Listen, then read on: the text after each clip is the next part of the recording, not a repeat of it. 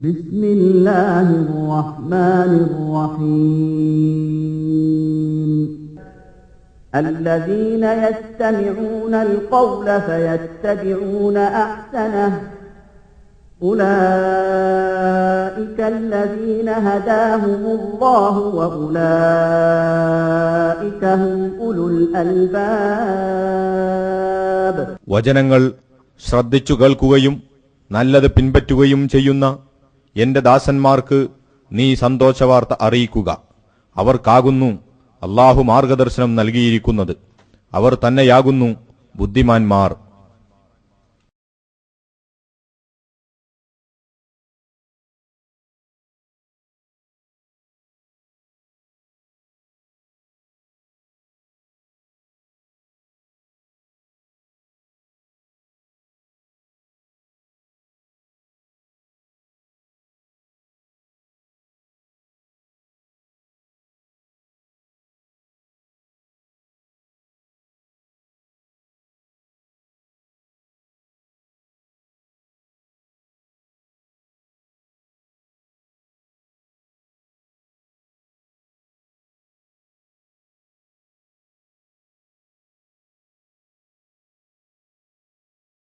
أعوذ بالله من الشيطان الرجيم. بسم الله الرحمن الرحيم. الحمد لله رب العالمين. اللهم صل على محمد وعلى آل محمد كما صليت على إبراهيم وعلى آل إبراهيم إنك حميد مجيد. اللهم بارك على محمد وعلى آل محمد كما باركت على إبراهيم وعلى آل إبراهيم إنك حميد مجيد. أما بعد فإن خير الحديث كتاب الله وخير السنن سنن محمد صلى الله عليه وسلم وشر الأمور محدثاتها وكل محدثة بدعة وكل بدعة ضلالة وكل ضلالة في النار. أعوذ بالله من الشيطان الرجيم. يا أيها الذين آمنوا اتقوا الله حق تقاته ولا تموتن إلا وأنتم مسلمون. ആദരണീയരായ ഉപ്പ-ഉമ്മമാരെ, ജ്യേഷ്ഠ സഹോദരന്മാരെ, സഹോദരിമാരെ, സുഹൃത്തുക്കളെ, അസ്സലാമു അലൈക്കും വറഹ്മത്തുള്ളാഹി വബറകാത്ത്.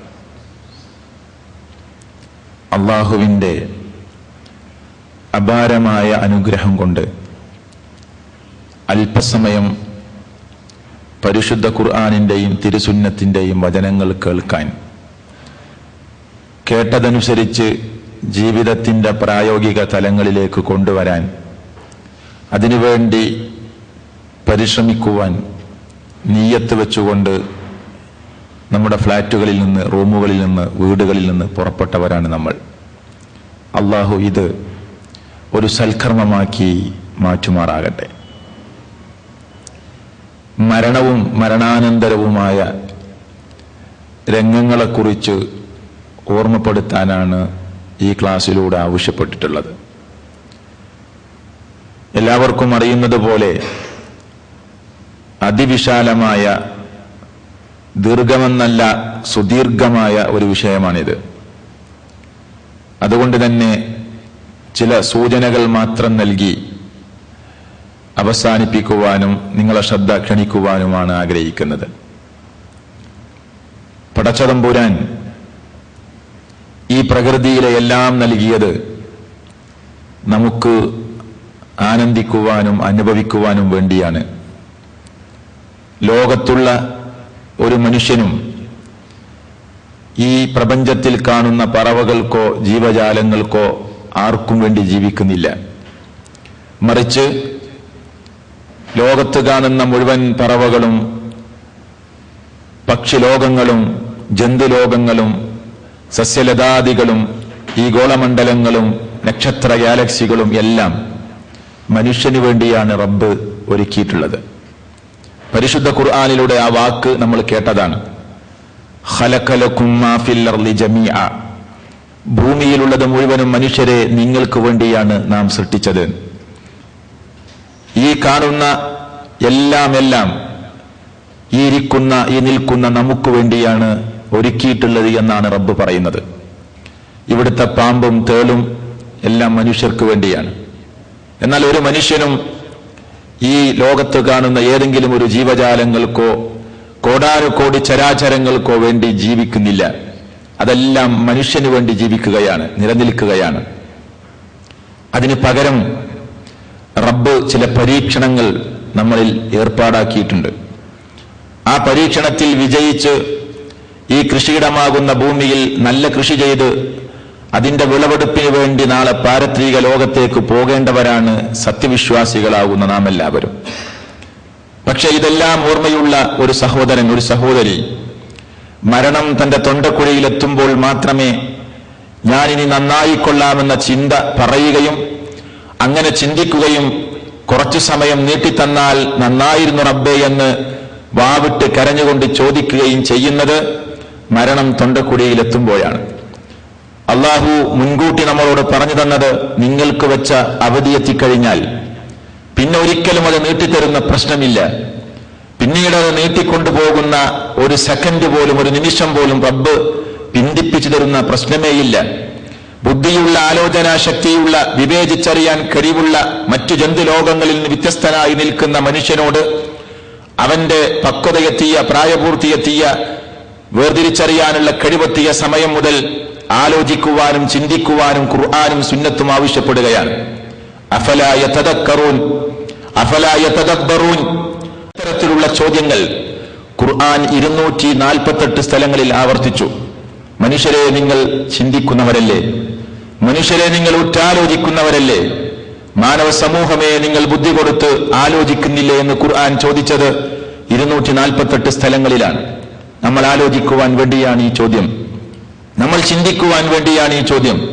അതുകൊണ്ട് ചിന്തിക്കുന്ന, ആലോചിക്കുന്ന, ഉറ്റാലോചിക്കുന്ന, നാളെയെക്കുറിച്ച് ആലോചിച്ചുകൊണ്ട് ജീവിതം പാകപ്പെടുത്തുന്ന മുഅ്മിനീങ്ങളായി നമ്മൾ മാറാൻ പരിശ്രമിക്കണം എന്ന് മുഖവരയായി സൂചിപ്പിക്കുകയാണ്. അള്ളാഹു അതിനുള്ള സർവ്വ കഴിവ് നൽകി നമ്മെ അനുഗ്രഹിക്കുമാറാകട്ടെ. പ്രിയപ്പെട്ടവരെ, മരണത്തിൽ നിന്ന് ഓടി രക്ഷപ്പെടാൻ നമുക്കാർക്കും കഴിയില്ല. കോട്ടമതിലുകൾക്കുള്ളിൽ ഒളിച്ചാലും ഏത് മണിമാളിക സൗധങ്ങളിൽ പോയി ഒളിച്ചാലും അവന്റെ സമയമാകുമ്പോൾ മരണം അവന്റെ അടുക്കലേക്ക് വരും. ഇന്ന് ഈ UAE-യിലുള്ള അതല്ലെങ്കിൽ ദുബായിലുള്ള ഒരു സഹോദരൻ നാളെ വൈകുന്നേരം മരിക്കണമെന്നാണ് റബ്ബിന്റെ തീരുമാനമെങ്കിൽ, അത് നാട്ടിൽ വെച്ച് മരിക്കണമെന്നാണ് റബ്ബിന്റെ തീരുമാനത്തിലുള്ളതെങ്കിൽ ഇന്ന് രാത്രിയോ നാളെ രാവിലെയോ അവൻ ഇവിടെ നിന്ന് പുറപ്പെട്ടിരിക്കും. അതിൽ തർക്കമില്ല. നമ്മൾ പറയാറുണ്ട്, അവൻ നാളെ പോകാൻ നിൽക്കുകയായിരുന്നു, തലേ ദിവസമാണ് മരണം സംഭവിച്ചത്. നാട്ടുകാർ പറയാറുണ്ട്, ഇന്നലെയാണ് ഗൾഫിൽ നിന്ന് വന്നത്, അപ്പോൾ തന്നെ മരിച്ചുപോയി. റബ്ബിന്റെ തീരുമാനം ഞാനും നിങ്ങൾ പാകിസ്ഥാനിൽ വെച്ചാണ് മരിക്കണമെന്നാണ് തീരുമാനമെങ്കിൽ, അമേരിക്കയിൽ വെച്ചാ മരിക്കണമെന്നാണ് തീരുമാനമെങ്കിൽ, അത് നാളെ സുബഹിക്കാവണമെന്നാണ് തീരുമാനമെങ്കിൽ ഇന്ന് രാത്രി എങ്ങനെയെങ്കിലും നാം ആ സ്ഥലത്ത് എത്തിയിട്ടുണ്ടാകും. അതിൽ തർക്കമില്ല. അതിൽ റബ്ബിന്റെ തീരുമാനമാണ് കൃത്യമായി നടക്കുക. നമുക്ക് സ്വാധീനങ്ങൾ ചെലുത്താനാവില്ല. പക്ഷേ ഇതെല്ലാം അറിയുന്ന ഒരു സഹോദരനും സഹോദരിയും ഞാൻ പറഞ്ഞല്ലോ, വാവിട്ട് കരയുകയും റബ്ബിനോട് അപേക്ഷിക്കുകയും ചെയ്യുന്ന സന്ദർഭം പരിശുദ്ധ ഖുർആനിൽ ഒരുപാട് സ്ഥലങ്ങളിൽ കാണാം. ഖുർആൻ പറയുന്ന ഒരു രംഗം നോക്കൂ നിങ്ങൾ. 23-ാം അധ്യായം സൂറത്തുൽ മുഅ്മിനൂനിൽ 99-ാമത്തെ വചനത്തിൽ അല്ലാഹു പറയുകയാണ്, ഹത്താ ഇദാ ജാഅ അഹദഹുമുൽ മൗതു ഖാല റബ്ബിർജിഊൻ.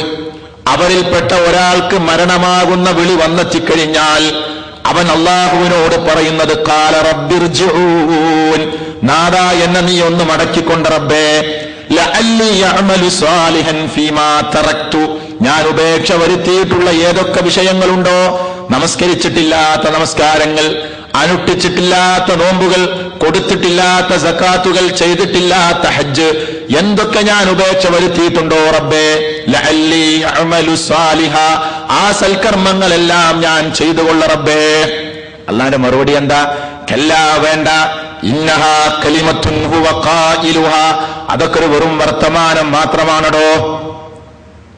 മരിക്കാൻ സമയത്ത് എല്ലാവരും ഒന്ന് പറഞ്ഞു നോക്കൂ, റബ്ബേ ഒന്ന് വിട്ടുതരോ, ഞാൻ ഉപേക്ഷ വരുത്തിയിട്ടുള്ള നിസ്കാരം ചെയ്തോളാം, നോമ്പ് അനുഷ്ഠിച്ചോളാം, നമസ്കാരം നിർവഹിച്ചു കൊള്ളാം, എന്റെ സമ്പത്ത് ധർമ്മമായി നിർവഹിക്കാൻ ഞാൻ തയ്യാറാണ് റബ്ബേ എന്ന് പറഞ്ഞു നോക്കുമ്പോൾ റബ്ബിന്റെ മറുപടി അതൊക്കെ വെറും വാക്കാണോ?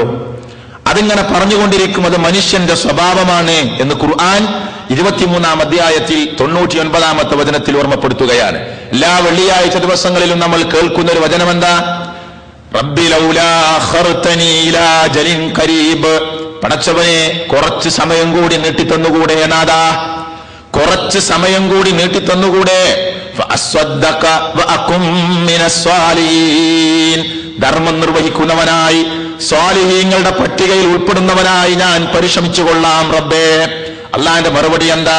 വലൻ യുഅഖിറല്ലാഹു നഫ്സൻ ഇദാ ജാഅ അജലുഹാ വല്ലാഹു ഖബീറും ബിമാ തഅമലൂൻ.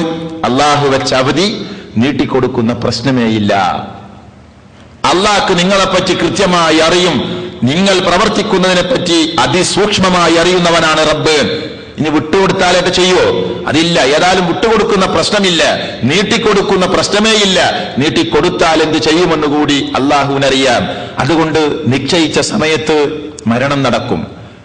ഹിറ്റ്ലർ, മുസോളിനി അല്ലേ, ലോകത്തെ വിറപ്പിച്ച ഒരുപാട് ആളുകൾ ലോകത്തുനിന്ന് വിട പറഞ്ഞു പോയി. ജനിച്ച നാട്ടിൽ തന്നെ അവർ തകർന്നു പോകുന്ന അവസ്ഥ നമ്മൾ കണ്ടു. ലോകം ആകമാനം ആഗ്രഹിക്കുന്ന പ്രവാചക ശ്രേണിയിലെ മുഴുവൻ ആളുകളും ഈ ലോകത്തുനിന്ന് വിട പറഞ്ഞു പോയി. അന്തിമ പ്രവാചകൻ മുഹമ്മദ് മുസ്തഫ സല്ലല്ലാഹു അലൈഹി വസല്ലം ജീവിച്ചിരിപ്പുണ്ടായിരുന്നെങ്കിൽ എത്ര നന്നായിരുന്നേനെ എന്ന് ഞാനും നിങ്ങളും ആലോചിക്കുന്നു. എന്തൊക്കെ സംശയങ്ങളുണ്ട് നമുക്ക്.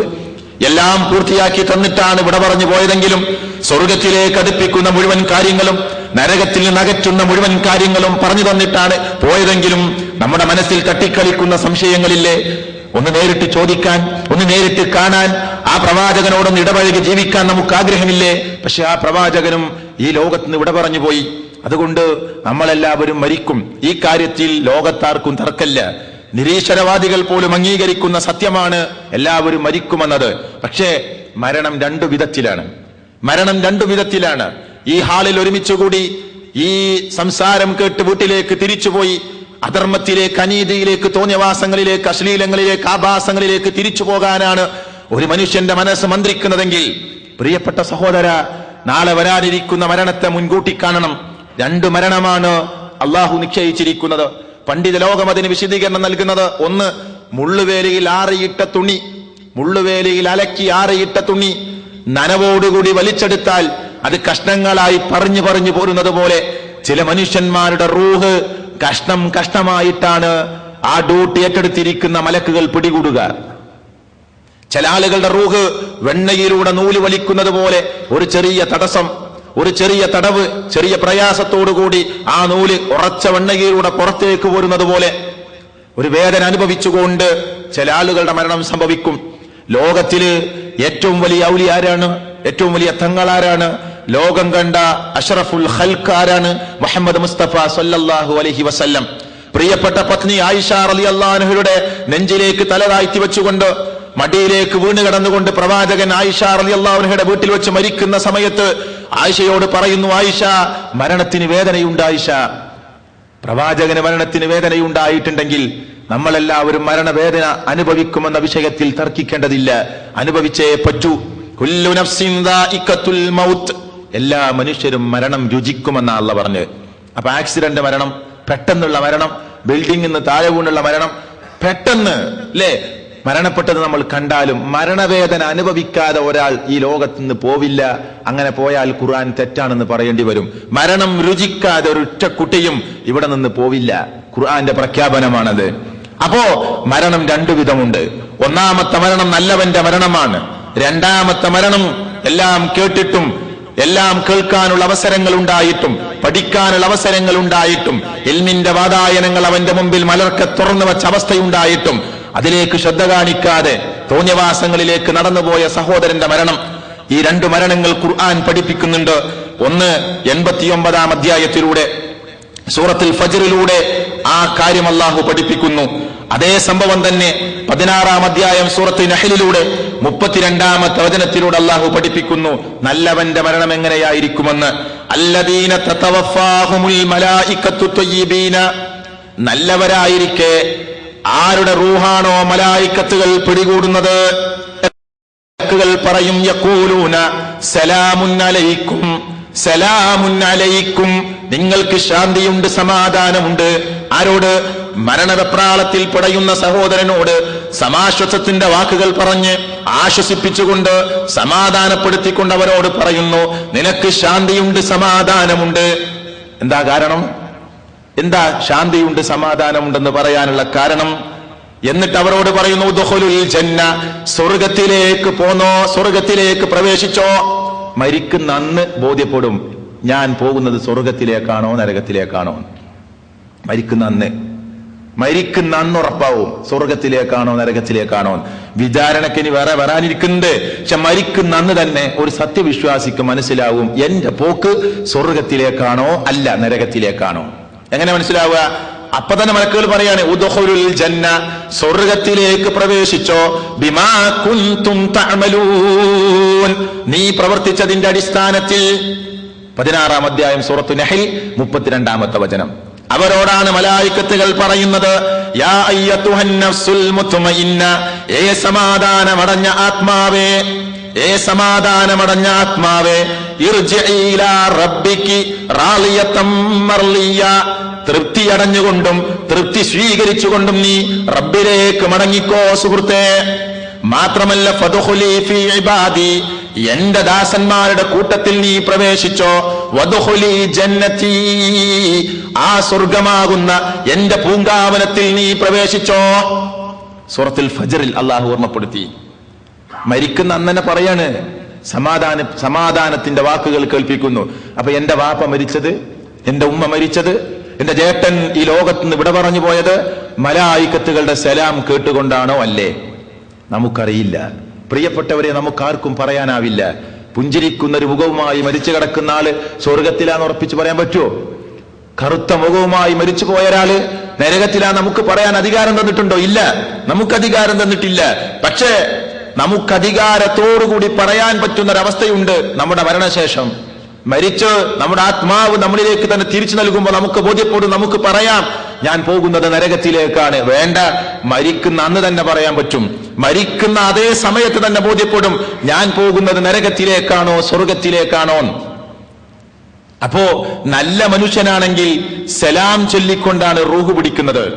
സമാധാനത്തിന്റെ വാക്കുകൾ പറഞ്ഞു കേൾപ്പിച്ചുകൊണ്ടാണ് മലായിക്കത്തുകൾ നല്ല വേഷത്തോടുകൂടി വന്ന് നല്ല സ്വഭാവത്തോടുകൂടി പെരുമാറി നല്ല രൂപത്തിൽ അടുത്തേക്ക് വന്ന് സമാധാനത്തിന്റെ വാക്കുകൾ പറഞ്ഞ് റൂഹ് പിടിക്കുന്നു. സ്വർഗം നിനക്കുണ്ട് എന്ന സന്തോഷ വാർത്ത അറിയിക്കുന്നു. എന്നാൽ ദുഷ്കർമ്മിയാണ് മരിക്കുന്നതെങ്കിലോ, വലൗ തറായത് യതവഫല്ലദീന കഫറുൽ മലായികത്തു, സത്യനിഷേധികളുടെ റൂഹ് പിടിക്കുന്നതെങ്ങാനും മലായിക്കത്തുകൾ റൂഹ് പിടിക്കുന്നതെങ്ങാനും നീ കണ്ടിരുന്നുവെങ്കിൽ, എങ്ങനെയാണ് അവിടെ റൂഹ് പിടിക്കുക? യളിരിബൂന വുജൂഹും വഅദ്ബാറഹും, അവിടെ മുഖത്ത് മലക്കുകൾ അടിച്ചുകൊണ്ടിരിക്കും. വഅദ്ബാറഹും, ആ മലായിക്കത്തുകൾ മരിക്കാൻ കിടക്കുന്ന മരണവെപ്രാളത്തോടുകൂടി പടയുന്ന സഹോദരന്റെ പിറകുവശത്ത് മുതുകു ഭാഗത്തവർ അടിച്ചുകൊണ്ടിരിക്കും. എന്നിട്ട് മലായിക്കത്തുകൾ പറയും വദൂഖൂ അദാബൽ ഹരീഖ്, വേദനാജനകമായ ശിക്ഷ ആസ്വദിച്ചടോ, ആസ്വദിച്ചോ. അപ്പൊ എന്റെ വാപ്പ മരിച്ചത് അടി കിട്ടിയിട്ടാണോ അല്ലേ? അതാ പറഞ്ഞ നമുക്ക് പറയാൻ പറ്റില്ല, പക്ഷെ നമുക്ക് പറയാൻ കഴിയും എന്ന് നമ്മൾ മരിക്കുന്ന അന്ന്. ഈ അനുഭവം പറഞ്ഞു തരാൻ ലോകത്താരും ബാക്കിയില്ല. ആരെങ്കിലും ബാക്കിയുണ്ടോ? മരിച്ചവരാരും ഇങ്ങോട്ട് തിരിച്ചു വന്നിട്ടില്ല. മരണവേദന സഹിക്കാനാവാത്തതാണ് സഹോദര സഹോദരി എന്ന് പറഞ്ഞു തരാൻ മരിച്ചവരാരും തിരിച്ചു വന്നിട്ടില്ലല്ലോ. അതുകൊണ്ട് നമ്മൾ മരിക്കുന്ന അന്നേ നമുക്കത് ബോധ്യപ്പെടൂ. എങ്ങനെ? മലായിക്കത്തുകൾ അടിച്ചടിച്ച് മുതുകിലും മുഖത്തും പ്രഹരമേൽപ്പിച്ചുകൊണ്ട് മരിപ്പിക്കുമെന്നാണ്, ദുഷ്കർമ്മിയെ മരിപ്പിക്കുമെന്നാണ് പരിശുദ്ധ ഖുർആൻ പരിചയപ്പെടുത്തുന്നത്. ഈ അടിങ്ങനെ കിട്ടുമ്പോ, ഈ പ്രഹരങ്ങനെ ഏൽക്കുമ്പോ, ഈ പീഡനങ്ങനെ ഏറ്റുവാങ്ങുമ്പോ സ്വാഭാവികമായി നമ്മൾ ഇത് മുൻകൂട്ടി കേൾക്കുകയും കാണുകയും ചെയ്യുമ്പോ നമുക്ക് തോന്നിയേക്കാം മലായിക്കത്തുകൾ എന്തൊരു ക്രൂരതയാണ് ചെയ്യുന്നത്. ഇല്ല കേട്ടോ, അള്ളാഹു ഒരിക്കലും അവരോട് ക്രൂരത ചെയ്യാൻ പറഞ്ഞിട്ടില്ല. മലായിക്കത്തുകളോട് ഒരിക്കലും അതിക്രമം ചെയ്യാൻ പറഞ്ഞിട്ടില്ല. അള്ളാഹു അതിന്റെ ബാക്കിയായി പറയുന്നത് ദാലിക ബിമാ ഖദ്ദമത് ഐദീകും, ഇതൊക്കെ കിട്ടാനുള്ള കാരണം നിങ്ങളുടെ കൈകൾ പ്രവർത്തിച്ചത് കൊണ്ട് മാത്രമാണ്. വഅന്നല്ലാഹ നിശ്ചയമായും അല്ലാഹു ലൈസ ബിളല്ലാമിൻ ലിൽ അബീദ് തന്റെ ദാസന്മാരോട് അക്രമം പ്രവർത്തിക്കുകയില്ല, അനീതി കാണിക്കുകയില്ല. അപ്പൊ കിട്ടാനുള്ള കാരണമാരാ? നമ്മൾ തന്നെ. അടി കിട്ടാൻ കാരണാരാ? നമ്മളാണ്. അപ്പൊ രണ്ട് മരണമാണ് നമ്മൾ ഈ കേട്ടത്. ഏതൊരു മനുഷ്യനും മരണവേദന അനുഭവിക്കുമെന്നാണ് നമ്മൾ മനസ്സിലാക്കുന്നത്. ഏതായാലും മരണവേദന ലഘൂകരിച്ച് കിട്ടുന്നവരാണ് മുഅ്മിനീങ്ങൾ, സത്യവിശ്വാസികൾ, സച്ചരിതർ. ആ ലിസ്റ്റിൽ അള്ളാഹു നമ്മെയും ഉൾപ്പെടുത്തി അനുഗ്രഹിക്കുമാറാകട്ടെ. പ്രിയപ്പെട്ടവരെ, മരിക്കുന്ന സമയത്ത് മരണവേദന തൊണ്ടക്കുഴിയിലെത്തി, പ്രാണൻ തൊണ്ടക്കുഴിയിലെത്തി നിൽക്കുന്ന സമയം ഖുർആൻ ആ രംഗം പറഞ്ഞിട്ടില്ലേ? പരിശുദ്ധ ഖുർആൻ ആ രംഗം പറഞ്ഞിട്ടുണ്ട്. എങ്ങനെയാണത്? ആ രംഗം ഖുർആൻ പറയുന്നത്, മനുഷ്യൻ തൊണ്ടക്കുഴിയിൽ പ്രാണൻ വന്ന് നിൽക്കുന്ന സമയത്ത് പലതും പറഞ്ഞു നോക്കും. പരിശുദ്ധ ഖുർആൻ ആ കാര്യം ഇപ്രകാരം ഓർമ്മപ്പെടുത്തുകയാണ്: കല്ലാ ഇദാ ബലഗത്തിത് തറാഖിയ വഖീല മൻ റാഖ്. തൊണ്ടക്കുഴിയിൽ പ്രാണൻ വന്ന് നിൽക്കുന്ന സമയത്ത് ആരാണോ മന്ത്രിക്കാനുള്ളത്, ആരാണ് പിറുപിറുക്കാനുള്ളത്? വളന്ന അന്നഹുൽ ഫിറാഖ്. മരിക്കാൻ കിടക്കുന്ന മനുഷ്യന് മനസ്സിലാകും ഇതെന്റെ വേർപാടാണ് എന്ന്. മാത്രമല്ല അവന്റെ കണങ്കാലും തമ്മിൽ കൂട്ടിപ്പിണയും. മരിക്കുന്ന രംഗം നമ്മൾ കണ്ടിട്ടുണ്ടാവും. മരിക്കാനായ ഒരു സഹോദരന്റെ അടുത്ത് പോയി നോക്കൂ നിങ്ങളെ. വാ തുറന്ന് നോക്കി, നാവ് തൊണ്ടയിലേക്ക് ഇറങ്ങിയിട്ടുണ്ടാവും. നാവ് ഇങ്ങനെ തൊണ്ടയിലേക്ക് ഇറങ്ങിയിട്ടുണ്ടാവും. നമുക്ക് തോന്നും ഒരു ബക്കറ്റ് വെള്ളം അങ്ങോട്ട് ഒഴിച്ചാൽ ഇപ്പോ ഇറങ്ങിപ്പോകുന്നു. പക്ഷെ ഒരു കപ്പ് വെള്ളം അങ്ങോട്ട് ഒഴിച്ചു നോക്കൂ, ഒരു ഗ്ലാസ് വെള്ളം ഇങ്ങോട്ട് തന്നെ തെറിക്കും. നാവ് ഇങ്ങനെ തൊണ്ടയിലേക്ക് ഇറങ്ങിയിട്ടുണ്ടാവും. കുറച്ചും കൂടി സമയം കാത്തിരുന്ന് നോക്കൂ, നുരയും പതയും പുറത്തേക്ക് വരും. ഒന്നുകൂടി കാത്തിരുന്ന് നോക്കൂ, കണ്ണുകൾ മറിഞ്ഞുകൊണ്ടിരിക്കും. കാലുകൾ തമ്മിൽ അതിങ്ങനെ കൂട്ടിപ്പിണക്കും. മരിക്കുന്ന രംഗമാണ് ഈ ഖുർആൻ പറയുന്നത്. കണങ്കാലും തമ്മിൽ കൂട്ടിപ്പിണയും. ഇലാ റബ്ബിക യൗമഇദിനിൽ മസാഖ്. നിന്റെ റബ്ബിലേക്ക് തെളിച്ചു കൊണ്ടുപോകുകയാണ് നിന്നെ. അപ്പൊ മനുഷ്യൻ പറയുന്നത് എന്താ അറിയോ? ഇതിന്റെ വിശദീകരണത്തിൽ പണ്ഡിതന്മാർ പറയാം, ഓം പറയുന്ന വാക്കാണിത്. മരിക്കുന്ന സഹോദരി പറയുന്ന വാക്കാണ് ഫലാ സ്വദ്ദക വലാ സ്വല്ലാ. ഫലാ സ്വദ്ദക വലാ സ്വല്ലാ. ഞാൻ വിശ്വസിച്ചില്ലല്ലോ. വലാ സ്വല്ല, ഞാൻ നമസ്കരിച്ചില്ലല്ലോ. വലാകിൻ കദ്ദബ വതവല്ല. കളവാക്കുകയും അതുപോലെ തന്നെ സത്യത്തിൽ നിന്ന് പിന്തിരിഞ്ഞു പോകുകയും ചെയ്തുവല്ലോ. സുമ്മ ദഹബ ഇലാ അഹ്ലിഹി യതമത്വ. എന്നിട്ട് ദുരഭിമാനം നടിച്ചുകൊണ്ട് തന്റെ കുടുംബങ്ങളിലേക്ക് ഞാൻ അഹങ്കരിച്ചു പോയല്ലോ. ഔലാ ലക ഫഔലാ. എടോ, നിനക്കിത് യോജിച്ചത് തന്നെ. ഈ അടി നിനക്ക് കിട്ടേണ്ടതാണ്, ഈ പ്രഹരം നിനക്ക് കിട്ടേണ്ടതാണ്, വരാനിരിക്കുന്ന നരകം നിനക്ക് കിട്ടേണ്ടതാണ്. ഔലാ ലക ഫഔലാ സുമ്മ ഔലാ സുമ്മ ഔലാ ലക ഫഔലാ. ആവർത്തിച്ച് പറഞ്ഞു പരിശുദ്ധ ഖുർആൻ. 75 അധ്യായം സൂറത്തുൽ ഖിയാമയിൽ അല്ലാഹു ഈ കാര്യം ഓർമ്മപ്പെടുത്തി. അടിങ്ങനെ കിട്ടുമ്പോ പറയാണ്, ഇത് നിനക്ക് കിട്ടേണ്ടത് തന്നെയാണ്. ഇതിൽ ആർക്കാ സംശയം? മലക്കുകൾ ഈ കാര്യമാണ് ഓർമ്മപ്പെടുത്തുന്നത്. ഇത് നിനക്ക് കിട്ടേണ്ടതാണ്, ഇത് നീ അനുഭവിക്കേണ്ടതാണ് എന്ന് മുൻകൂട്ടി അള്ളാഹു നമ്മളോട് ഓർമ്മപ്പെടുത്തി തരികയാണ്. അതുകൊണ്ട് ഈ മരണം വേദനയോടുകൂടിയുള്ളൊരു മരണം, തീർച്ചയായും വേദനയുണ്ട് എന്നത് സത്യമാണ്, യാഥാർത്ഥ്യമാണ്. അതുകൊണ്ട് ഈ വേദനയോടുകൂടിയുള്ളൊരു മരണം നാം അനുഭവിക്കേണ്ടി വരും. ഒന്നില്ലെങ്കിൽ നാട്ടിൽ വെച്ചായിരിക്കും, അല്ലെങ്കിൽ ജോലി സ്ഥലത്തായിരിക്കും, ചിലപ്പോൾ റോഡിലായിരിക്കും, ചിലപ്പോൾ വെള്ളത്തിലായിരിക്കും, ചിലപ്പോൾ വല്ല അപകടങ്ങളിലുമായിരിക്കും. എവിടെ വെച്ചെങ്കിലും ഇത് സംഭവിക്കും. എവിടെ വെച്ച് സംഭവിക്കുമെന്ന് പറഞ്ഞു തരാൻ അല്ലേ ഒരാളും ഇങ്ങോട്ട് വന്നിട്ടില്ല. എവിടെയെങ്കിലും വെച്ച് സംഭവിക്കുമെന്നതാണ് പ്രവാചകന്മാർ ഓർമ്മപ്പെടുത്തിയത്. മരിക്കുമെന്ന കാര്യം ഉറപ്പാണെങ്കിൽ അത് എവിടെ വെച്ച് സംഭവിക്കും, ഏത് പ്രായത്തിൽ സംഭവിക്കുമെന്ന് പറഞ്ഞു തന്നിട്ടില്ല. 40 വയസ്സിലാണ് മരിക്കുക എന്ന് മുൻകൂട്ടി പറഞ്ഞു തന്നിരുന്നെങ്കിൽ നമ്മുടെ ജീവിതത്തിന് എന്ത് സമാധാനമാണുള്ളത്? 20 വയസ്സേ നിനക്ക് ആയുസുള്ളൂ എന്ന് പറഞ്ഞു തന്നിട്ടുണ്ടായിരുന്നെങ്കിൽ ഈ ജീവിതത്തിൽ എന്ത് ആശ്വാസമാണ് നമുക്കുള്ളത്? എന്നാൽ 20 വയസ്സൊന്നും കണക്കാക്കാൻ നമുക്ക് പറ്റില്ല. ഇന്ന് ഈ ക്ലാസ്സിന് വേണ്ടി വന്ന നിങ്ങൾ സ്വന്തം കുടുംബത്തിലേക്ക് തിരിച്ചെത്തുമോ എന്ന് പറയാൻ കഴിയില്ല. സഹോദരി, നീ അണിഞ്ഞ പർദ്ദയും മഫ്തയും നിന്റെ കൈകൾ കൊണ്ട് അയച്ചെടുക്കാൻ പറ്റുമോ എന്ന് പറയാൻ നമുക്ക് കഴിയില്ല. അതുകൊണ്ടാ ഖുർആൻ പറഞ്ഞത്, വമാ തദ്രീ നഫ്സും മാദാ തക്സിബു ഗദാ. നാളെ എന്താണ് പ്രവർത്തിക്കുക എന്നത് ഒരു മനുഷ്യനും പറയാൻ കഴിയില്ല. വമാ തദ്രീ നഫ്സും ബിഅയ്യി അർളിൻ തമൂത്ത്. എവിടെ വെച്ച് മരിക്കും, ഏത് സ്ഥലത്ത് വെച്ച് മരിക്കുമെന്ന് മനുഷ്യ നിനക്ക് പറയാൻ കഴിയില്ല. സൂറത്തുൽ ലുഖ്മാൻ അവസാനത്തെ ആയത്ത്. എവിടെ വെച്ച് മരിക്കും നമുക്ക് പറയാൻ കഴിയില്ല. എപ്പോ മരിക്കും അതും പറയാൻ കഴിയില്ല. മരിക്കുമെന്ന കാര്യം ഉറപ്പാണ്. മരിച്ചാലോ, ഞാൻ ചുരുക്കി പോവാണ്, മരണപ്പെട്ടാലോ, മരണപ്പെട്ട് കഴിഞ്ഞാൽ പിന്നെ പല ആളുകളും പറയാറുള്ളത് മരിച്ച ഭയങ്കര പ്രശ്നമാണ്. ഈ നാട്ടിൽ നിന്നൊക്കെ പല ആവശ്യങ്ങൾക്ക് വേണ്ടി ഇവിടെ വന്ന് ആദർശമൊക്കെ മനസ്സിലാക്കിയ ആളുകൾ പറയുന്ന മറുപടിയാണ്, മരിച്ച പ്രശ്നമാണ്, അതുകൊണ്ടാണ് ഞാൻ രംഗത്തിറങ്ങാത്തത്. മരിച്ച എന്ത് പ്രശ്ന കൂട്ടരെ? മരിച്ച ബാക്കിയുള്ള ആളുകൾ ഏറ്റെടുക്കും, നമ്മളൊന്നും അറിയേണ്ട ആവശ്യമില്ല, അതൊക്കെ അവരേറ്റെടുത്തോളും. നമ്മൾ ധൈര്യമായി പ്രവർത്തിക്കുക. മരണപ്പെട്ടു കഴിഞ്ഞാൽ പെട്ടെന്ന് മയ്യത്ത് കൊണ്ടുപോകാനുള്ള ഏർപ്പാടുകൾ തുടങ്ങും. വേഗം കൊണ്ടുപോകണം. റസൂൽ പറഞ്ഞത് നല്ലവനാണെങ്കിൽ വേഗം ഖബറിലേക്ക് കൊടുക്കുക. നല്ല മലായിക്കത്തുകൾ വന്ന് അവന് സ്വാന്തനമേകിക്കൊണ്ടിരിക്കും. അല്ല ചീത്ത മനുഷ്യനാണോ, എന്തിനാ ഞങ്ങൾ പാത്തു വെക്കുന്നത്? വേഗം കൊണ്ടുപോയി ഖബറിൽ വെക്കൂ. അള്ളാഹ് ബാക്കി കാര്യങ്ങൾ മലായിക്കത്തുകൾ കൊണ്ട് ചെയ്യിപ്പിച്ചു കൊള്ളട്ടെ. ഏതായാലും മയ്യത്ത് കുറെ സമയം വെക്കുന്നതല്ല നല്ലത്, വേഗം കൊണ്ടുപോവുക. ആ രംഗം റസൂലുള്ളാഹി സ്വല്ലല്ലാഹു അലൈഹി വസല്ലം ഇപ്രകാരമാണ് പഠിപ്പിക്കുന്നത്. ഇദാ വുളിഅത്തിൽ ജനാസ, ജനാസ തയ്യാറായി കഴിഞ്ഞാൽ ഫഹ്തമല റിജാലു വലാ അനാഖിഹിം, മനുഷ്യന്മാർ അവിടെ തോളിലേറ്റി മയ്യത്തുമായി പോകുമ്പോൾ വഇൻ കാനത് സ്വാലിഹ, മരണപ്പെട്ട മനുഷ്യനുണ്ടല്ലോ, സഹോദരിയുണ്ടല്ലോ, അവൻ നല്ലവനാണെങ്കിൽ നല്ലവളാണെങ്കിൽ ഫഖാലത്ത്, ആ മരണപ്പെട്ട മനുഷ്യന്റെ ആത്മാവ് വിളിച്ചു പറയും, ഖദ്ദിമൂനി ഖദ്ദിമൂനി, എന്നെ നിങ്ങൾ വേഗം കൊണ്ടുപോകണം, വേഗം കൊണ്ടുപോകണം. ആര്? നല്ല മനുഷ്യനാണ് മരിച്ചതെങ്കിൽ അവന്റെ ആത്മാവ് വിളിച്ചു പറയും, എന്നെ വേഗം കൊണ്ടുപോ, എന്തിനാ ഞങ്ങൾ താമസിപ്പിക്കുന്നത്? മക്കൾ ഗൾഫിൽ നിന്നൊക്കെ വരാണ്ട് ഇപ്പൊ കാത്തിരിക്കായിരിക്കും നാട്ടില്. അപ്പൊ മയ്യത്ത് ആത്മാവ് വിളിച്ചാൽ എന്നെ വേഗം കൊണ്ടുപോകണം, കാരണം ഞാൻ നല്ലവനാണ്, എനിക്ക് സ്വർഗം കാണുന്നുണ്ട്, അതിന്റെ സുഗന്ധം ഞാൻ അനുഭവിക്കുന്നുണ്ട്, എന്നെ വേഗം കൊണ്ടുപോകണം.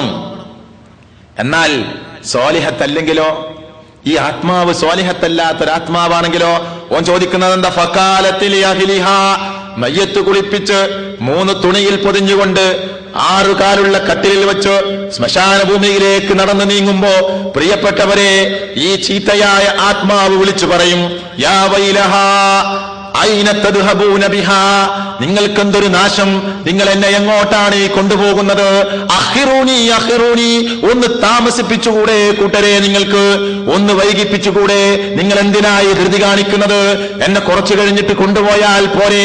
അഖിറൂനി അഖിറൂനി, ഒന്ന് താമസിപ്പിക്കൂ മനുഷ്യരെ, താമസിപ്പിക്കൂ വിളിച്ചു പറയും. കാരണം നരകീയ യാതനകളോ അങ്ങനെ കണ്ടുകൊണ്ടിരിക്കുക, ഒന്ന് താമസിപ്പിക്കണേ എന്ന് ആത്മാവ് വിളിച്ചു പറയും. യസ്മഉ സൗതഹാ കുല്ല ഷൈഇൻ, ഈ വിളിച്ചു പറയുന്ന ആത്മാവിന്റെ രോദനമുണ്ടല്ലോ, അത് എല്ലാവരും കേൾക്കും. ഇല്ലൽ ഇൻസാൻ, മനുഷ്യനൊഴികെ ബാക്കി എല്ലാ ജീവജാലങ്ങളും ഈ വിളി കേൾക്കും. ആര്? ആത്മാവ് വിളിച്ചു പറയുന്നത്. അഖിറൂനി അഖിറൂനി, എന്നെ ഒന്ന് പിന്തിപ്പിക്കണേ, എന്നെ ഒന്ന് പിന്തിപ്പിക്കണേ എന്ന് ആത്മാവ് വിളിച്ചു പറയുന്ന ഈ വിളിയുണ്ടല്ലോ, ആ വിളി യസ്മഉ സൗതഹാ കുല്ല ഷൈഇൻ, എല്ലാ വസ്തുക്കളും അത് കേൾക്കും. ഇല്ലൽ ഇൻസാൻ, മനുഷ്യനൊഴികെ. വലൗ സമിഅൽ ഇൻസാനു, മനുഷ്യനെങ്ങാനും അത് കേൾക്കാൻ അവസരമുണ്ടായിരുന്നുവെങ്കിൽ ലസ്വഇക, ആ രോദനം കേട്ട്, അട്ടഹാസം കേട്ട് മനുഷ്യൻ ബോധരഹിതനായി പോകുമായിരുന്നു.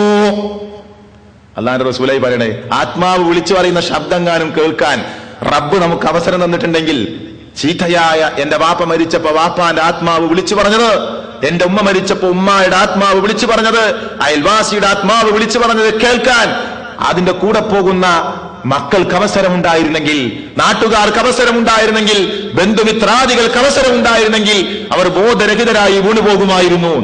കേൾക്കാൻ അവസരമില്ല. മറ്റു ജീവജാലങ്ങളെല്ലാം ഇത് കേൾക്കുന്നു, എല്ലാ വസ്തുക്കളും ഇത് കേൾക്കുന്നു. സ്വഹീഹായ ഹദീസിലൂടെ റസൂലുള്ളാഹി സ്വല്ലല്ലാഹു അലൈഹി വസല്ലം പഠിപ്പിക്കുക. അങ്ങനെ കൊണ്ടുപോവാണ്. അഖിറൂനി അഖിറൂനി എന്ന ആളുകൾ വെക്കുവോ? ഇല്ല. പിന്തിപ്പിക്കാൻ പറഞ്ഞ ആളുകൾ കേൾക്കോ? കേൾക്കുന്നില്ല. ഈ കേട്ടാൽ തന്നെ കേൾക്കുന്ന പ്രശ്നമല്ല, അങ്ങനെ കേൾക്കാനുള്ള അവസരം ഉണ്ടായിരുന്നെങ്കിൽ തന്നെ ആളുകൾ വീട്ടിൽ പാത്തു വെക്കോ? ഇല്ല. അത് കൊണ്ടുപോയി ഖബറിൽ വെക്കും. ഖബറിൽ വെച്ച് കഴിഞ്ഞാൽ അവസ്ഥ എന്താ? ചുരുക്കി ചുരുക്കി പറയാണ്, നമുക്ക് പരലോകത്തിലേക്ക് എത്തണം അല്ലേ? എന്താ ഖബറിൽ വെച്ചാലുള്ള അവസ്ഥ? ഖബറിൽ വെച്ചു കഴിഞ്ഞാൽ യഅ്തീഹി മലക്കാനി അസ്വദാനി, കറുത്ത് കരിമുട്ടാളന്മാരായ 2 മലക്കുകൾ തോന്നിയവാസിയായി മരിച്ച മനുഷ്യന്റെ അടുക്കലേക്ക് വരുന്നു.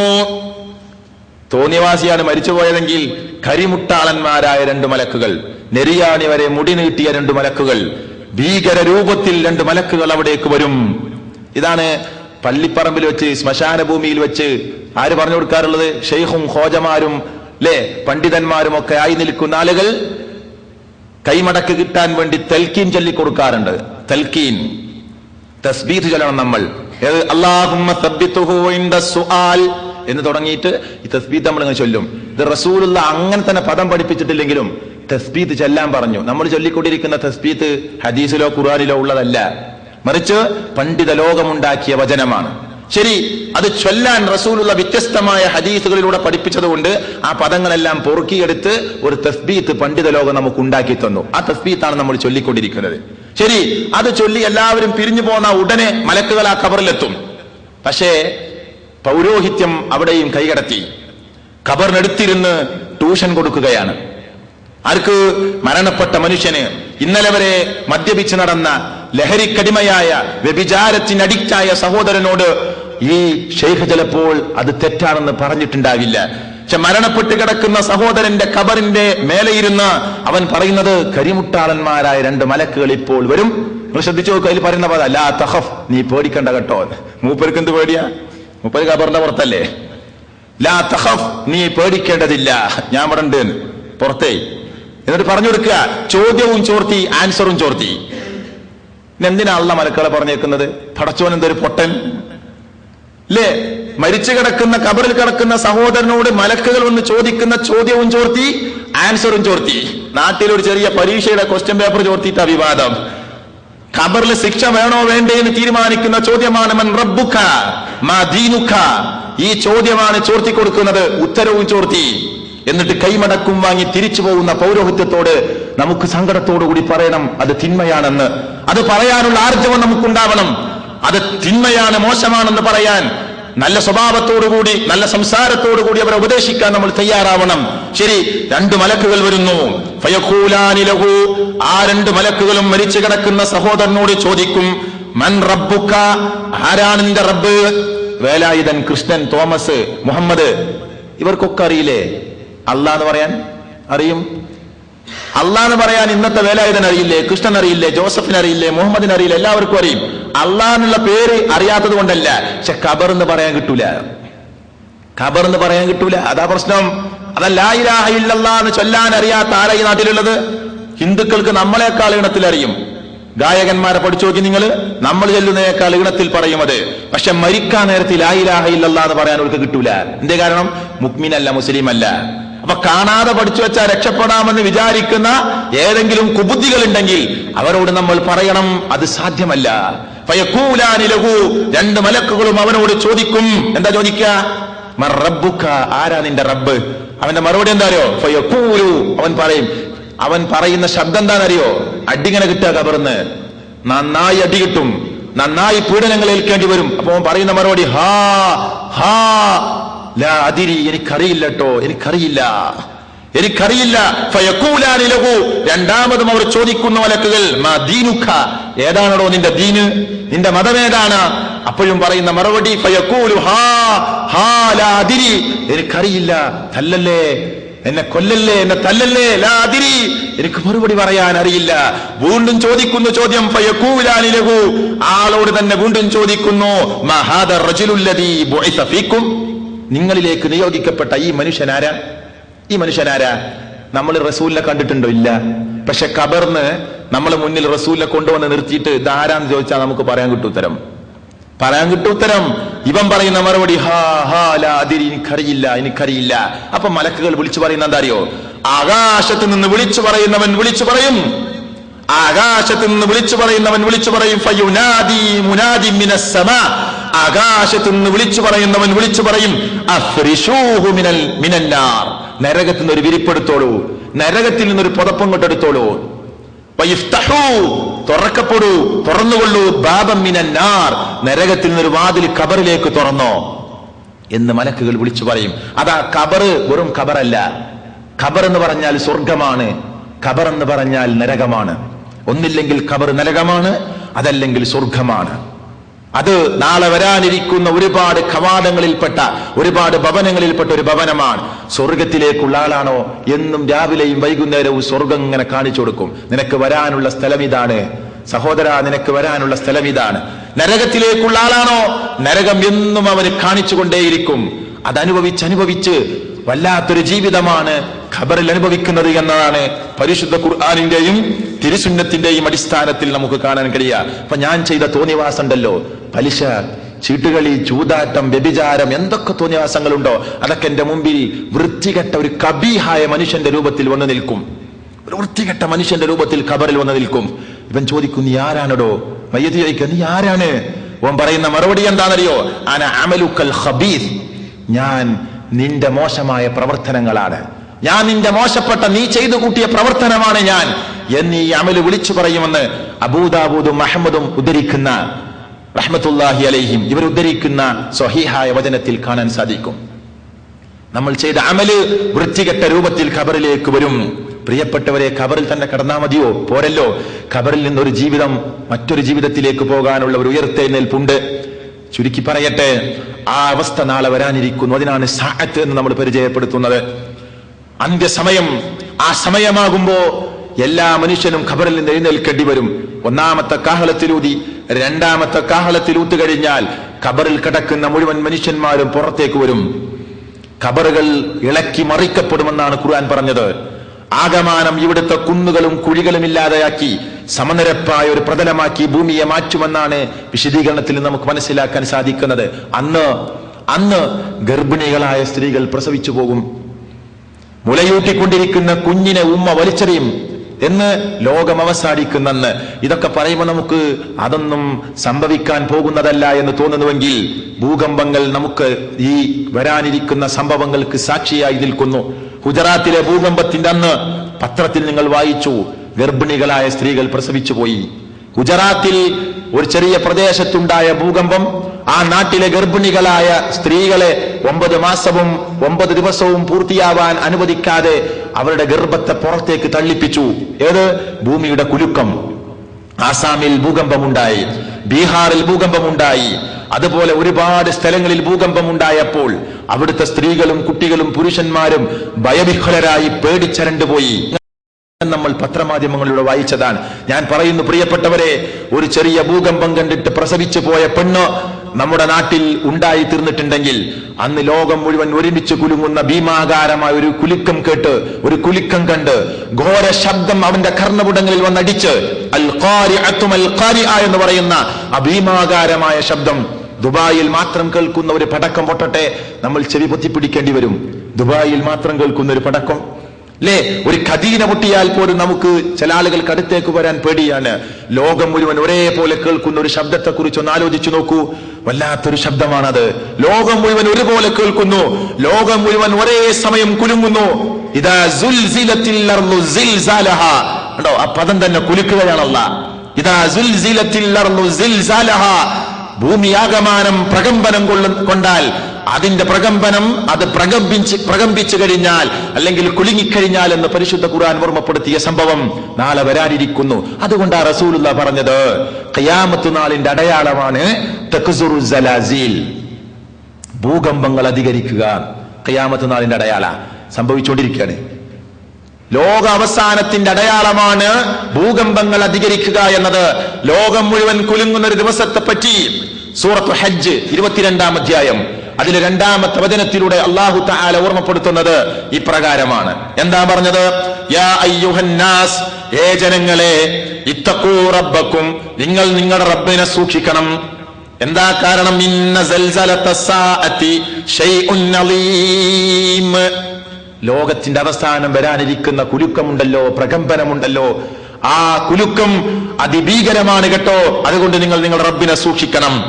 യൗമ തറൗനഹാ തദ്ഹലു കുല്ലു മുർളിഅത്തിൻ അമ്മാ അർളഅത്.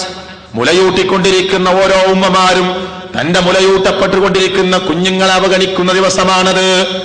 മാത്രമല്ല വതലഉ കുല്ലു ദാതി ഹംലിൻ ഹംലഹാ. ഗർഭിണികളായ സ്ത്രീകളൊക്കെ പ്രസവിച്ചു പോകുന്ന ദിവസമാണത്. വതറന്നാസ സുകാറ. ജനങ്ങളെയെല്ലാം നിനക്ക് മത്ത് പിടിച്ച അവസ്ഥയിൽ കാണുന്ന ദിവസമാണത്. വമാഹും ബിസുകാറ. ജനങ്ങൾക്കൊന്നും സത്യത്തിൽ ലഹരി ബാധിച്ചിട്ടില്ല. പിന്നെന്താ സംഭവിച്ചത്? വലാകിന്ന അദാബല്ലാഹി ശദീദ്. അല്ലാഹുവിന്റെ ശിക്ഷ അതികഠിനമായതുകൊണ്ട് ജനങ്ങളാകമാനം മത്ത് പിടിച്ചവരായി മാറിയിരിക്കുകയാണ്. ലോകത്തിന്റെ അവസാനം കണ്ടിട്ട് ജനങ്ങളൊക്കെ ലഹരി പിടിച്ചൊരവസ്ഥയിലേക്ക് മാറും. എന്താണ് അവസ്ഥ? ഈ ഭൂമിയുടെ 3/4 ഭാഗം വരുന്ന വെള്ളം അത് ആളിക്കത്തിക്കൊണ്ട് പുറത്തേക്ക് ഒഴുകും. വല്ലാത്തൊരു രംഗം. ആളി കത്തിക്കൊണ്ടാ പുറത്തേക്ക് ഒഴുകുന്നത്.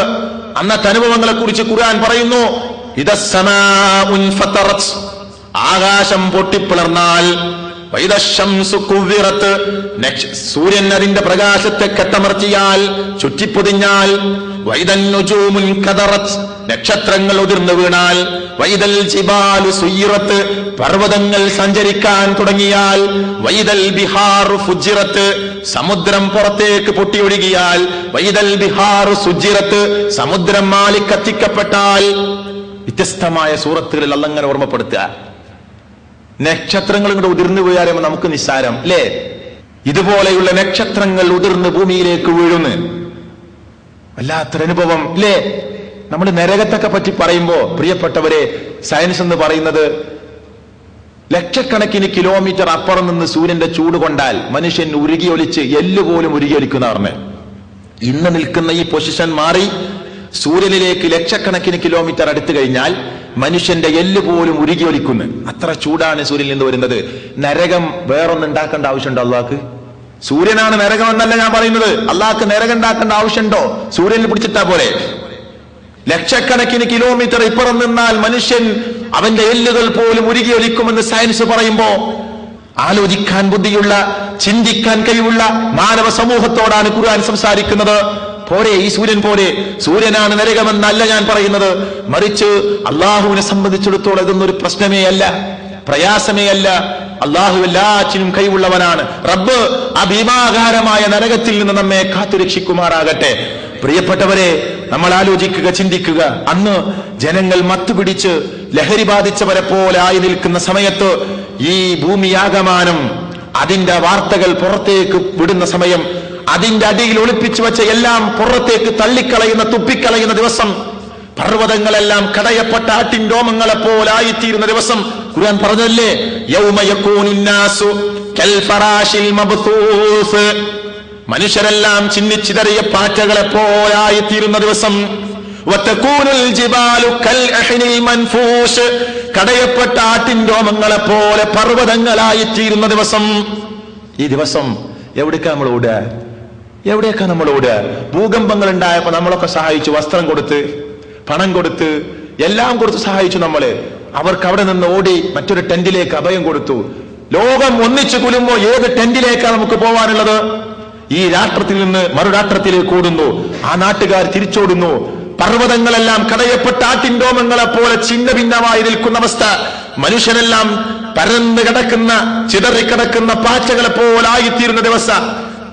ഈ ഭൂമിയുടെ മുക്കാൽ ഭാഗം വരുന്ന വെള്ളം ആളിക്കത്തിക്കൊണ്ട് മാനവ സമൂഹം നിൽക്കുന്ന പ്രദേശത്തേക്ക് കയറി വരുന്ന ദിവസം. അതിന്റെ സൂചനയാണ് സുനാമി വർഷങ്ങൾക്ക് മുമ്പ് കാണിച്ചെന്നത്. സുനാമിയെ കണ്ടപ്പോ ആളുകൾക്ക് പേടിയായി. ഒരു ചെറിയ സുനാമി വലുതാണ് നമ്മ പത്രമാധ്യമങ്ങൾക്ക്, നമുക്കും. പക്ഷേ വരാനിരിക്കുന്ന സുനാമി വെച്ച് നോക്കുമ്പോ ഈ ഭൂമിയിൽ മുക്കാൽ ഭാഗം വരുന്ന വെള്ളം കത്തി പുറത്തേക്ക് ഒഴുകുന്ന ഒരു ദിവസം വരാനുണ്ടെങ്കിൽ ഇതൊരു സുനാമി അല്ല, ഇതൊരു സൂചനയാണ്. പക്ഷെ ആ സൂചന കണ്ടിട്ട് ആളുകൾ പത്രത്തിൽ പറഞ്ഞ വാർത്ത നിങ്ങൾക്ക് ഓർമ്മയില്ലേ? എന്താ ആളുകൾ പറഞ്ഞിരുന്നത്? എടോ, നിന്റെ അച്ഛനെവിടെ? പത്രത്തിൽ വന്ന വാർത്ത. നിന്റെ സഹോദരൻ എവിടെ? നിന്റെ ഭാര്യ എവിടെ? അവൻ പറഞ്ഞെന്താ അറിയോ? 100-200 മീറ്റർ ബേക്കിൽ ഞാൻ എന്റെ അച്ഛനെ കണ്ടിരുന്നു. തിരിഞ്ഞു പോയി എന്റെ അച്ഛനെ പിടിക്കാമെന്ന് വിചാരിച്ചപ്പോ 100 അടി ഉയരത്തിൽ ഉയർന്നു നിൽക്കുന്ന തിരമാല 1500 കിലോമീറ്റർ വേഗതയിൽ അതിശീഘ്രം പാഞ്ഞ് മറീന ബീച്ചിനെ പോലെയുള്ള ബീച്ചുകളെ ലക്ഷ്യം വെച്ചുകൊണ്ട് കടന്നു വന്ന് 10,000-കണക്കിന് ആളുകളുടെ ജഡങ്ങളുമായി, ശരീരങ്ങളുമായി തിരിച്ചു പോകുന്ന രംഗം കണ്ടപ്പോ എനിക്ക് എന്റെ അമ്മയെ രക്ഷിക്കാൻ കഴിഞ്ഞില്ല, എന്റെ അച്ഛനെ രക്ഷിക്കാൻ കഴിഞ്ഞില്ല, എന്റെ ഭാര്യ എവിടെയെന്ന് ചിന്തിക്കാൻ കഴിഞ്ഞില്ല. ഈ ലോകം മുഴുവൻ സംഭവിക്കുന്ന ഒരു സുനാമി വരാനിരിക്കുന്ന ദിവസത്തിൽ പ്രിയപ്പെട്ടവരെ നമ്മൾ എവിടെ കൂടും? ആർക്കാ അച്ഛൻ ഓർമ്മ ഉണ്ടാകുക? ആർക്കാ ഉമ്മാൻ ഓർമ്മ ഉണ്ടാകുക? അതാ ഖുർആൻ പറ, യൗമ യഫിറുൽ മർഉ മിൻ അഖി വ ഉമ്മിഹി വ അബി വ സാഹിബതിഹി വ ബനി ലികുല്ലി ഇംറിഇൻ മിൻഹും യൗമഇദിൻ ശഅ്നുൻ യുഗ്നി. വേറെ പ്രത്യേകത ഉണ്ട്. ഉമ്മാനും വാപ്പാനെന്നും കാക്കാൻ നേരമില്ലെങ്കിലും സുനാമി ഉണ്ടായപ്പോ എല്ലാവരും പേടിച്ചരണ്ട് നിൽക്കുന്ന രംഗം. പക്ഷേ ലോകം മുഴുവൻ ഒന്നിച്ച് കുലുങ്ങുന്ന ദിവസം. വുജൂഹും, അന്ന് ചില ആളുകളുടെ മുഖമുണ്ടല്ലോ, ചില മുഖങ്ങൾ അന്നങ്ങനെ തിളങ്ങി വിളങ്ങി നിൽക്കുക. ലോകം ഒന്നിച്ച് കുലുങ്ങാൻ, എന്നിട്ടും ചില ആളുകളുടെ മുഖം തിളങ്ങി വിളങ്ങി നിൽക്കുന്നു. എന്താണത് കാരണം? അവരാണ് സ്വർഗത്തിലേക്കുള്ള ആളുകൾ. പ്രിയപ്പെട്ടവരെ, ആ ആളുകളുടെ കൂട്ടത്തിൽ നമ്മൾ ഉൾപ്പെടാനാണ് നമ്മൾ ആഗ്രഹിക്കുന്നത്. അതിനുവേണ്ടിയാണ് നമ്മൾ രാവും പകലും ഭേദമന്യേ അധ്വാനിക്കുന്നത്. മക്കൾക്ക് വേണ്ടി നാട് വിട്ട് വീട് വിട്ട് ഈ നാട്ടിലേക്ക് വന്ന് ഭാര്യയ്ക്ക് വേണ്ടി, ഉപ്പക്ക് വേണ്ടി, ഉമ്മക്ക് വേണ്ടി അധ്വാനിക്കുന്നവർ. എന്നിട്ട് നമ്മുടെ ഭാര്യയും മക്കളും നരകത്തിലേക്ക് പോകുന്ന ഒരവസ്ഥ, അവർ സ്വർഗത്തിലേക്കും നമ്മൾ നരകത്തിലേക്കും പോകുന്ന ഒരവസ്ഥ ഉണ്ടായി തീർന്നാൽ എന്തിനാ നമ്മൾ അധ്വാനിച്ചത്? എന്തിനാ നമ്മൾ കഷ്ടപ്പെട്ടത്? എന്തിനാ നമ്മൾ രാപ്പകൽ ഭേദമന്യേ അധ്വാനിച്ചത്?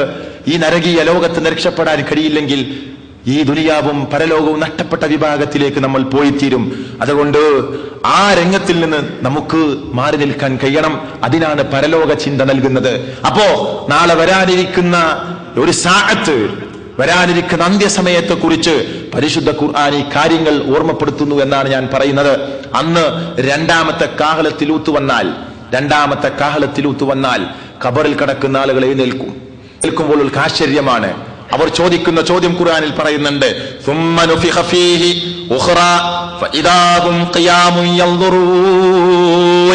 രണ്ടാമത്തെ കാഹളത്തിൽ അങ്ങൂതിക്കഴിഞ്ഞാൽ ഖബറിൽ കിടക്കുന്ന ആളുകളൊക്കെ എഴുന്നേറ്റ് പരസ്പരം നോക്കി നിൽക്കുകയാണ്.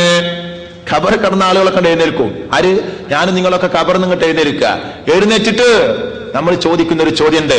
ഖാലൂ യാ വൈലനാ മൻ ബഅസനാ മിൻ മർഖദിനാ ഖാലൂ യാ വൈലനാ മൻ ബഅസനാ മിൻ മർഖദിനാ ഹാദാ മാ വഅദർ റഹ്മാനു വസദഖൽ മുർസലൂൻ.